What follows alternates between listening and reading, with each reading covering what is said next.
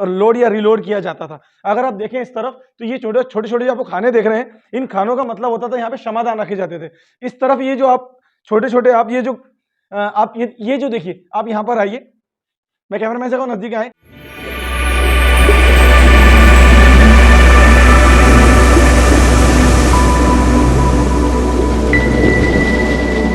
गलती से अगर नए हो तो सब्सक्राइब करो, वो जो लाल वाला बटन है उस पर अपने जीजा जी फेंक के मारो या फूफा जी, मुझे नहीं पता, बस क्लिक हो जाना चाहिए। Hi guys, this is Ali. मैं आपको स्वागत करता हूं मेरे YouTube channel Ali sir vlog में। तो जिस तरीके से आप जानते हैं कि हम बुरहानपुर को एक्सप्लोर कर रहे हैं, तो बुरहानपुर के एक जो बोल सकते हैं आज के वर्तमान का एक काला सच भी आपके सामने मैं पेश करना चाहता हूं। जिस समय मैं यहाँ पर मौजूद हूँ, गाइस आपको बताना चाहूंगा, ये मुगल कालीन जमाने में बारूद खाना हुआ करता था, या इसे यहाँ पर आप बोल सकते हो कि तोप के यहाँ पर गोले वगैरह बनना करते थे। इसकी कंडीशन की हम बात करें गाइस, तो कंडीशन फिलहाल इसकी बहुत खस्ता हो गई है। इसकी वजह कहीं ना कहीं आय से तो है, इसके अलावा यहाँ के रहने वाले मुकीम लोगों का भी बहुत बड़ा हाथ है। ये भी आप इंशाल्लाह इसमें देखेंगे। मैं आपको नीचे की तरफ भी बताऊंगा इसका काला सच मैंने क्यों कहा। सबसे पहले से देखिए, इस तरफ देख सकते हैं आप, यहाँ पे बहुत ज्यादा झाड़ियां आपको नजर आती हुई। ये एक जो है मेन प्रीमाइसिस हुआ करता था, एक तरीके का आप इसको बोल सकते हो कि रिसेप्शन हुआ करता था। यहाँ पे चेक इन या चेकआउट करते थे, उसके बाद कहाँ से कितने गोले जा रहे हैं, कैसे जा रहे हैं, किस लिए जा रहे हैं, इसका पूरा डिटेल्स यहाँ पे रखे जाते थे। इसके अलावा देखिए, इस तरफ भी एक जीना हुआ करता था। कैमरामैन से कहूंगा पीछे की तरफ बताएं। ये पीछे दो मंजिला या 3 मंजिला ये इमारत हुआ करती थी, जो फिलहाल जो है ये खराब हो चुकी है। तो बढ़ेंगे आगे, इसमें और देखेंगे क्या है। ये आगे आगे आगे मैं आपको बढ़ता हूँ, आपको बताता हूँ एक चीज। इसकी आप ये इंटरेस्टिंग चीज देखेंगे तो आपको पता चलेगा कि ये फैक्ट्री किस तरीके की थी और किस तरीके के यहाँ पे गोले बनते थे और किस तरीके से इन गोलों को लोड या रिलोड किया जाता था। अगर आप देखें इस तरफ तो ये छोटे छोटे जो आपको खाने देख रहे हैं, इन खानों का मतलब होता था यहाँ पे क्षमादान रखे जाते थे। इस तरफ ये जो आप छोटे छोटे आप ये जो आप ये जो देखिए, आप यहाँ पर आइए, मैं कैमरामैन से कहूँ नजदीक आए। ये जो आप यहाँ पर स्लूपी स्टाइल में देख रहे हैं, ऊपर गोले बनते थे और नीचे उसको रिलोड किया जाता था, नीचे डाला जाता था, क्योंकि हेवी होने की वजह से उसे ऊपर से नीचे लाने में परेशानी हो सकती थी। तो इसलिए 1 2 3 4 5 इस तरीके के 5 इस रूम के अंदर भी रिलोडेड स्लॉप होते थे, जिसके बाद में इसको यहाँ से जो है दूसरी जगह या तोप खाना ले जाया जाता था। हम लोग बढ़ेंगे इसके तीसरे कमरे की तरफ। हम इसके तीसरे कमरे की तरफ जा रहे हैं। अंधेरा काफी है गाइस, आप देख सकते हैं यहाँ पर मेरा चेहरा आपको भी नजर नहीं आ रहा होगा ठीक से, मगर मैं फिर भी यहाँ पर आया हूँ सिर्फ आपके लिए, कोई नई चीज एक्सप्लोर करने के लिए। हम बढ़ेंगे आगे।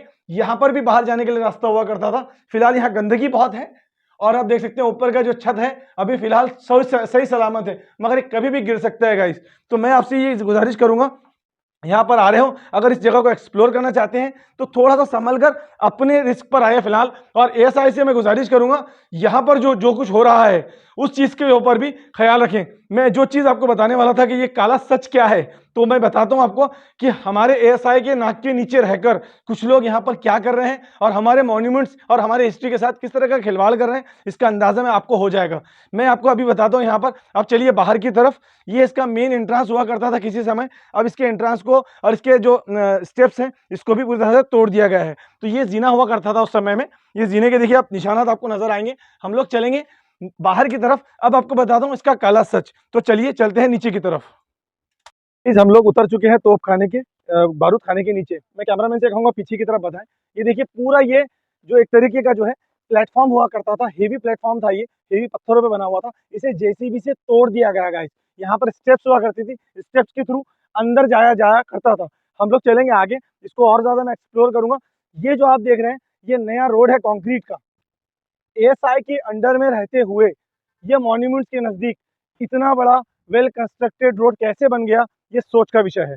इसको फिलहाल स्टे कर दिया गया है, रोक दिया गया है, मगर जिस तरीके से इस मॉन्यूमेंट्स के साथ खिलवाड़ हुआ है, इसको जिस तरीके से छलनी किया गया है, अंदर मॉन्यूमेंट्स के अंदर भी जिस तरीके से खिलवाड़ हुआ है, ये सोच का विषय है।